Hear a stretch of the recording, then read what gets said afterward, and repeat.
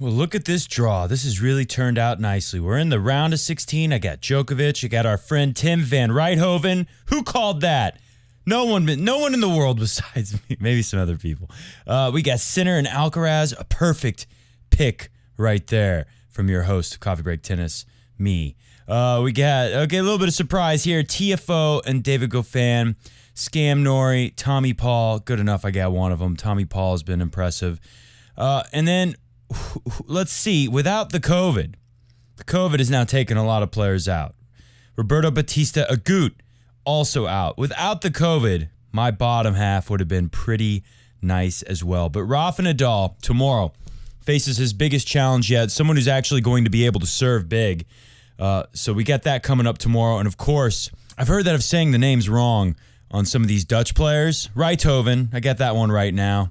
And now I'm going to get this name right, too. This is an important match tomorrow for Rafa fans to check out because if Gasquet comes through, that would be a lot easier for Rafa Nadal.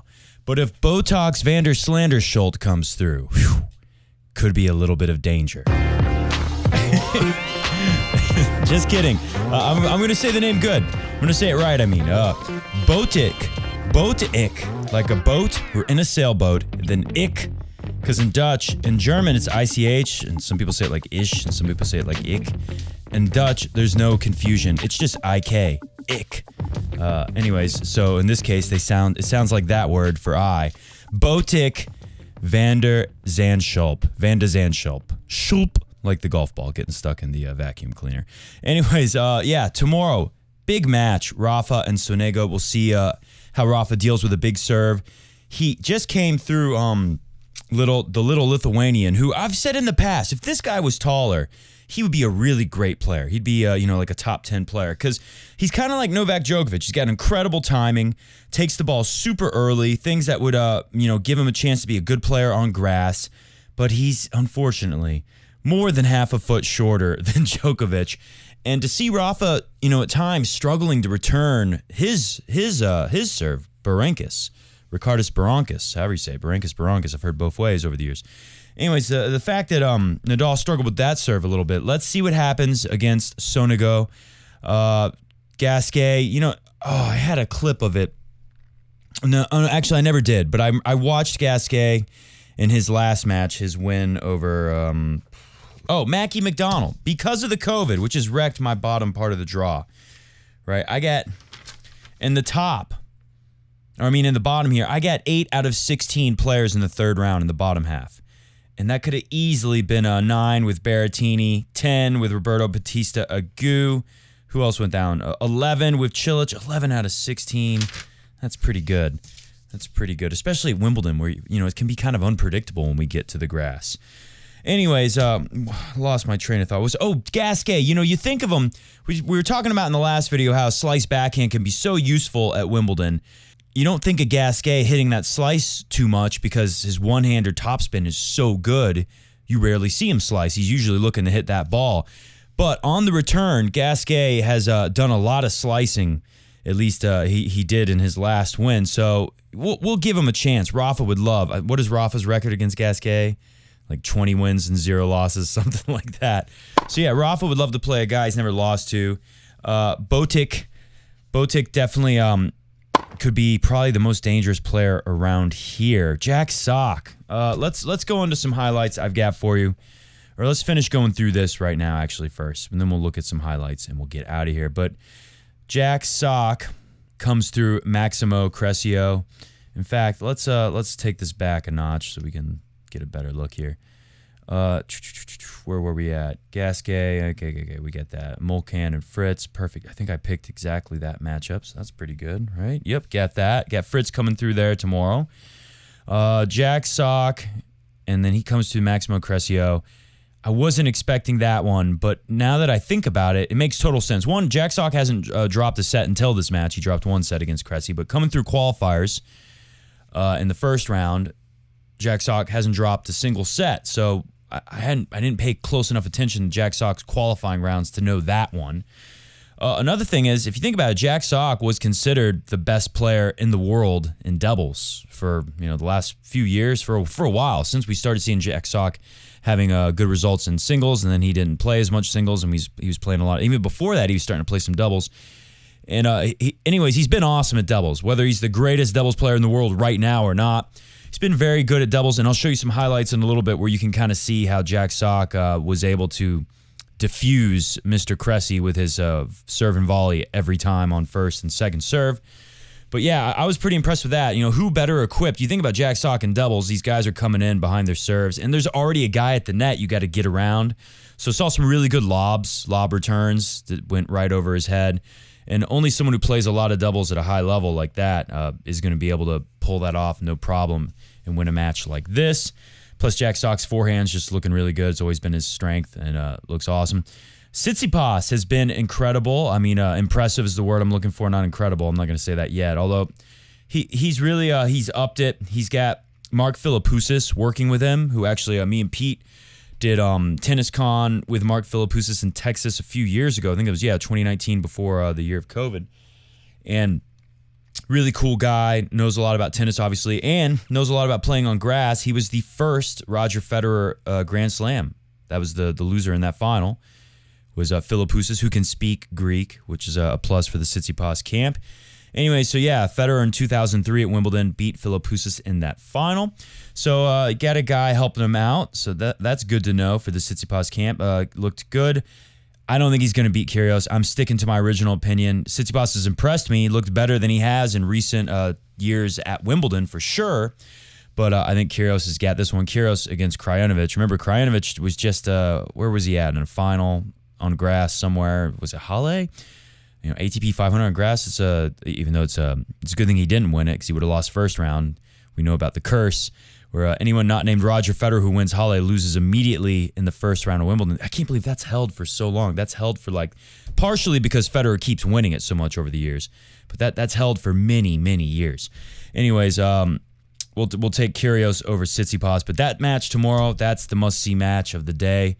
Obviously, we all want to see what happens with Rafa. He looked good when he needed to take control in his last couple wins. And I do have I guess I didn't grab it. I had a clip of Rafa. His last game, he hits 3 aces to close out that match against Berankis. And very impressive serving like that. And seeing him go that flat out wide, expecting him on a deuce court to hit a slider up the tee, see him hit it so much over the years, and going flat out wide to the righties, forehand in the deuce court, hitting a lot of aces there, looking good. He's going to need that as he plays better servers, and of course, if he gets to Kyrgios or Djokovic in the final. Nadal, he hasn't played on grass before this. He's getting better. We're gonna need to see him get better tomorrow too, and handle someone with a big serve.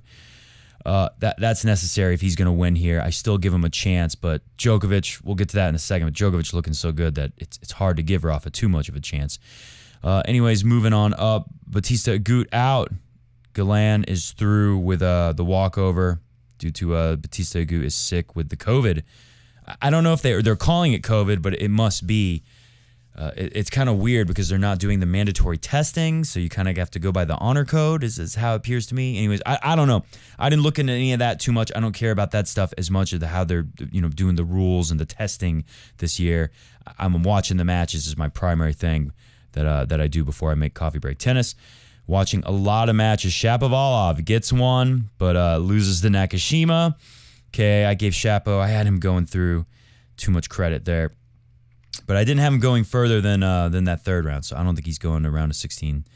I didn't think that, and obviously he is not. Shorty D out. The Demon looked pretty good over Draper. Draper lefty with a big serve. Demon was able to handle that, no problem. I like Demon here. The Brooksby, glad I went with him, especially now. I think he's going to keep going. I think big opportunity here, really big opportunity in the next section above we're going to go to. But Christian Garin obviously got the walkover from Matteo Berrettini, which is still incredible luck for Rafa to not have to go through that guy. Going to the second round, let's start from the bottom of the second round, top half of the draw.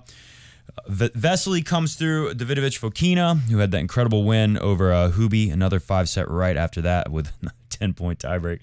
Vesely comes through. Good for him. He needs the money. Dude hasn't done much other than this year's Dubai. It was a big deal for him. And here's another great result for his year. Tommy Paul takes out Manarino, no problem. Takes out Vesely, no problem. He's going to have Cam Scam Nori up next. I'm not going to say it again. Cam Nori's looked good to me. I'll take Cam Nori over Tommy Paul, but that's kind of a toss-up. I don't know. Cam Nori, he's been so good the last few years, but he hasn't made it deep enough in a Grand Slam yet to think that maybe there's not some kind of mental barrier there. I don't know if they're going to put him on center court. We'll see, but getting through Tommy Paul here, that could be a trickier match than definitely trickier than Stevie Johnson or Jaume Munar, who took the guy to 5 sets. So that ended up being really tricky. Tommy Paul, a lot more dangerous here than Jaume Munar, the Spanish Jerry Seinfeld, who's letting his hair grow more curly now, probably to disassociate himself from looking like Jerry Seinfeld too much. Maybe it'll backfire. The more the hair grows, maybe he'll look more like Jerry Seinfeld. Duzi Lajovic went down to Bublik. Bublik, I thought would have been golden here. Close match, winning the first set, 2 tiebreaks after that. And I heard the ESPN crew getting excited about TFO and saying that they thought he had a shot against Bublik, and he did it. 2 tiebreaks. That's not easy to do, especially someone with a serve like Mr. Bublik. So TFO through. This has been a tough section to pick. Who is going to come through this whole thing? Well, the Brits would obviously love Cam Nori. David Goffin, I mean, he has played very well. He's had a bad year. He had a bad last year, but he has played very well on grass in the past. So not too much of a shock. Definitely not a shock that Casper Ruud lost early as predicted, along with, what's his name? The guy he got in a fight with, the young guy from Instagram, also out early. Guys do well at French Open, don't always do so well. You know, they have less time to get ready for Wimbledon. They're on the clay longer. Rafa made the point about himself and one of his pressers saying, I spent a lot of time. He plays the entire French Open to the day of the final. Needs some recovery after that. He said he remembered a time when he was, practicing on grass the day after winning the French Open when he was much younger. He can't do that anymore. So we're going to see him continue to get better. Just can point that out again. Rafa Nadal is going to, as long as he doesn't lose, he's going to continue to get better. Maybe there is a possibility of seeing him looking incredible in a final against Djokovic and having a chance to win this thing. I mean, he almost was able to do it in 2018. And I think you can argue that he knows how to change his game and adapt for grass better now than he did then. Anyways, Alcaraz. Danger for Djokovic. We're hearing that. We're starting to hear that now. A lot of hype around Alcaraz. I saw a comment that basically said, Matt, these young guys have been so disappointing on grass, which I'm the champion of that cause. I'm always shouting that from the mountaintops. But Alcaraz is just going to be the same. And I went and put him pretty far in my draw. Where did I put Alcaraz? I mean, I guess I got him all the way to Nole at the quarters. Yeah, there you go. I said he's special, and that's been the theme of this year, so let's just roll with that. And Oscar Otta was looking pretty good on grass this season, and Alcaraz gave him the smackdown. This is kind of like a notification match, an alert match, just like with Kyrgios. The way Kyrgios beat down Krajinovic, who's been good on grass this season, Alcaraz does the same thing here to Otta. So he's kind of putting everyone on notice, just like Kyrgios. Alcaraz and Kyrgios looking very dangerous here. Sinner has been very impressive on grass, more than I expected. I couldn't pick against him. I never can. I think so highly of the guy. I think he's going to win Grand Slams. He could beat Alcaraz. He looked very good against Isner. Isner looked great against Andy Murray. I was upset with myself for picking Murray to win this one. I just thought Isner hadn't looked good at all, for the most part this year. But of course, Isner was going to put in the effort to show up and do his best at Wimbledon. And when he beat Murray, I saw all the John McEnroe commentating on that for ESPN said that John Isner played the best match he'd ever seen him play in his life. I don't know about that. Isner's had some big matches over the years, but it definitely was a big one. It must have felt like it on center court there with that big crowd and winning the match for Isner. But I was watching and thinking, this is all the reasons why if you watch Coffee Break Tennis for the last couple of years, I pick Isner to go deep pretty frequently, pretty much, every tournament, and especially at Wimbledon. And all the reasons why I ever pick him, he's so good at net now. He's really perfected holding serve and able to manufacture breaks too. he was able to get a break and win that first set 6-4 and obviously do it again in the end and better in the tiebreaks. But Isner, so good all around. He's got the most out of his game possible. I think he's 37 now, they were saying. Anyway, so great result for him. He gets out of here with a nice paycheck and says he'd never beat Andy Murray before. And you saw, Andy Murray making that push in the third set thinking, okay, that's really powerful when you've beat I think his record's 11-0. When you've beat a guy, you've owned him your whole career. It doesn't matter, what's going on with your career now or his, how many years it's been. You still feel like this is a guy I've never lost to. I own this guy. I'm going to beat him. And it kind of felt like that in the third set, but Isner was able to slam the door shut on him in the fourth set. Anyways, Sinner, very impressive. Working with Darren Cahill. I don't know if I said that earlier, but I'll say it again if I already did. Darren Cahill, obviously, well, maybe not obviously. He's obviously knows the game of tennis. He's been commentating for ESPN for so long. He's coached some big-time players, recently working with Simona Halep, a Wimbledon champion. He's coached Andre Agassi, and a guy that was really good, a serve and volley player, really good player on grass in his day. A little bit, he's like the generation after McEnroe, playing a lot in the 80s. I think probably would have played into the early 90s too. Anyways, Darren Cahill, good on grass and working with Jannik Sinner. So good for Sinner, getting some help, looking really good. Sinner could be able to beat Alcaraz here, but Alcaraz, he is definitely getting better and better. That win over Otta was really good. I think Sinner's win over Isner is also pretty nice win here at Wimbledon. Both of those guys could be dangerous to Djokovic. And then here, I'm so proud of this, Tim van Rijthoven. I almost didn't even watch Schertagen-Bosch, but I went out of my way to watch a little, and I saw this guy play, and I was just so impressed, even though we'd never heard of him having any results before. Never won an ATP-level match before that, only been playing challengers, winning challenger-level matches. Even though that, his game looked so good for the grass, and he beat, all those top players, beats Felix Auger, beats Medvedev as number one in the world, or right before he became number one in the world, the week before the numbers flipped, whatever it was, but looked really good. This is where I predicted it would end.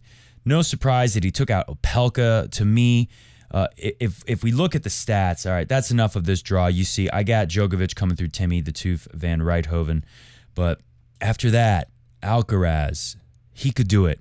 He could beat Djokovic here. Djokovic looks incredible, though. I'm going to pick Djokovic to come through still. I'm going to stick with my draw, but very curious. It's just like I have to see Tsitsipas. We got to see Tsitsipas and Kyrgios tomorrow. Got to see what happens with Rafa. Got to see Rafa's next one against Botic.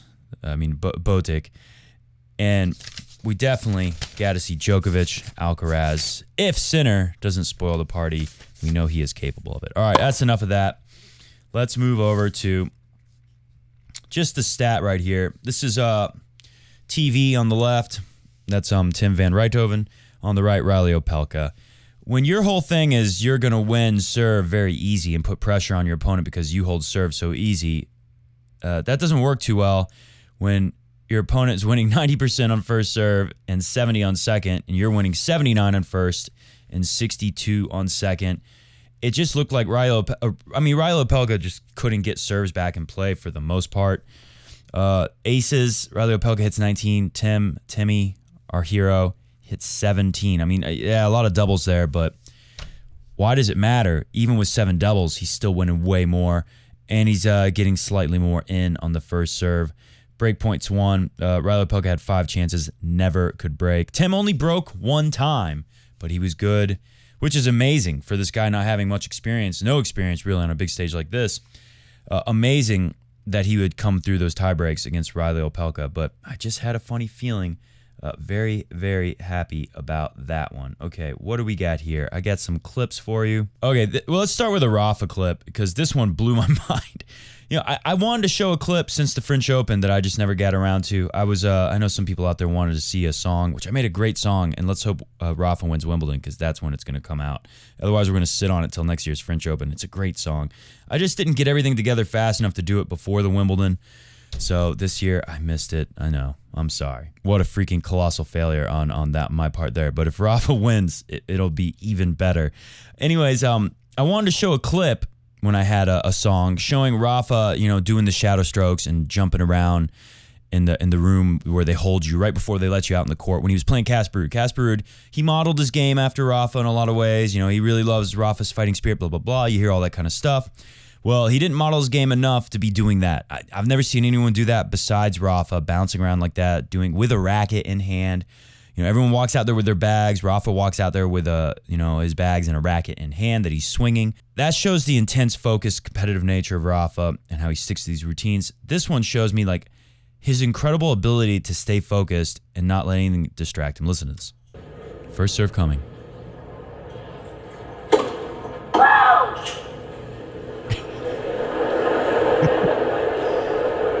Sound like a bird. Focusing. No. Crowd having a laugh at the very strident. All right, the very strident out call is what Chris Fowler says there. I know this might seem like a weird highlight to play of the only thing I have from a Rafa match for you, but the look on Rafa's face, I mean, he is unfazed by that. Everyone's laughing. I'm sure Berankis probably cracked a smile. Maybe he didn't. I don't know. I didn't see it, but I just feel like, Novak, Roger, they would have gave a little smile to the crowd or something like that. I mean, it did sound ridiculous. That line call was pretty ridiculous to get the whole crowd to laugh at Wimbledon. Anyways, I just wanted to show you that really quick because I just think that's amazing, Rafa's ability to just stay. Because at that moment in the match, what was that score there? If he messes that up, 4-all, second set. That first set, this set too, Berankis kind of gave Rafa a free break at the 4-all stage. Pretty sure Rafa served it out 5-4 and held for 6-4 in the first set. But Berankis kind of like gave it away in that first set, and then he takes the third set. Second set also really close up to the end. Rafa knew how close it was there. Maybe if Rafa was up 2-0, he would have cracked a smile there, but it was business time for Rafa. Anyways, just one little thing to highlight about Rafa's mental toughness, which is a big, obviously a big part of why he's the greatest. Greatest right now. Djokovic trying to do his best to change that greatest of all time thing. Anyways, let's start off here. This is Cressy and Jack Sock. All right, so we got Cressy about to serve.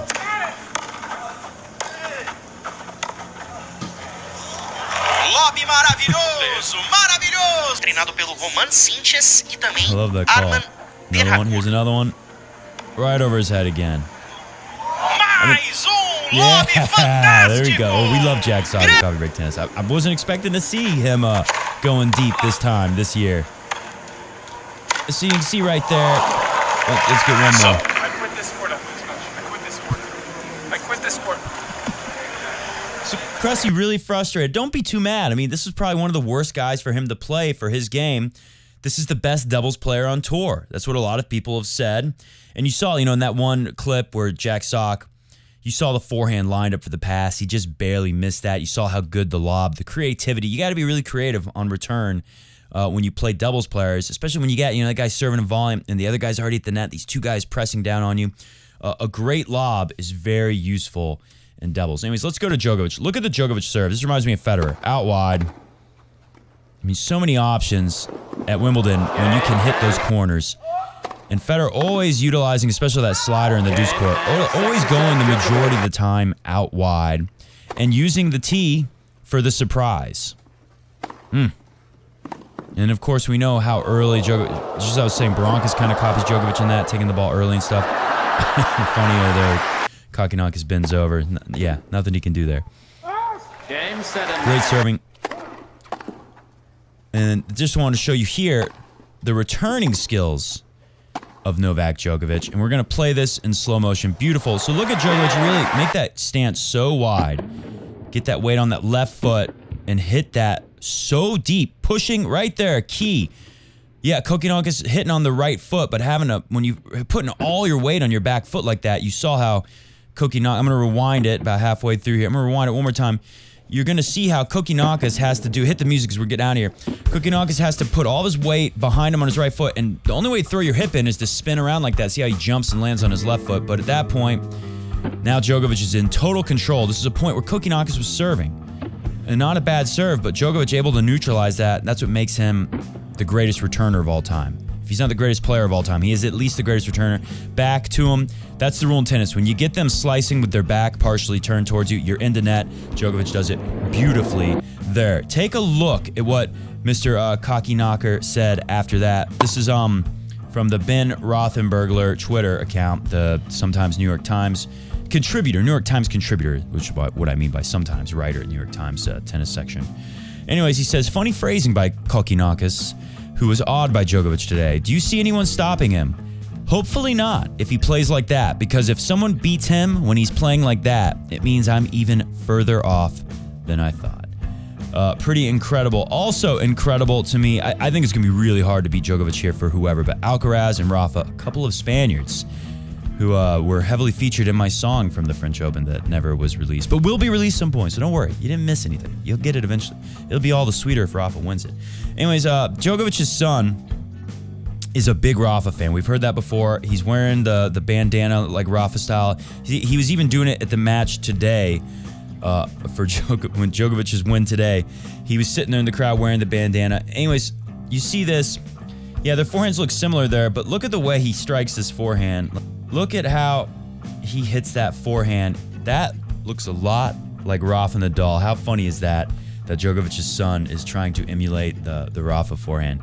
It doesn't get better than that. Anyways, tomorrow my band is playing. Sorry we missed shows the last couple nights. I had my car, actually, my battery totally died in far from home where I was teaching a tennis lesson, and I got stuck out there waiting on AAA for several hours. Several hours. It was horrible.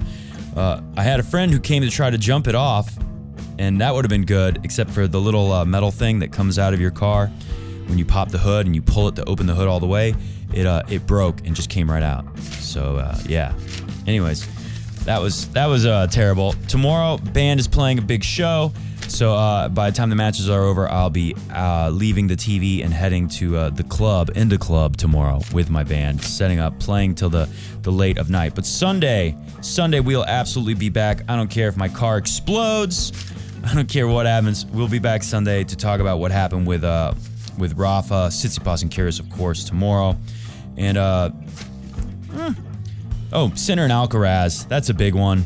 We're definitely excited to see that on Sunday, so we'll talk about that. We'll see what Timmy can do against Nole, but I think it stops there. He'll get the biggest paycheck of his life. Don't worry, he'll be all right. He'll be able to smoke hoobie doobies on a houseboat. He could buy a whole houseboat in Amsterdam with that money and just live off of the hoobie doobies for the rest of his life. He'd never have to play tennis again. I mean, that'd be enough money, his prize money here at Wimbledon, to just do that. He could ride a bicycle forever like the other Dutch people do and just live in that houseboat, going back and forth to the coffee shop. He could do it if he wants to live that life. Or he could keep playing tennis, trying to make more money. Up to him. We'll be back. See ya!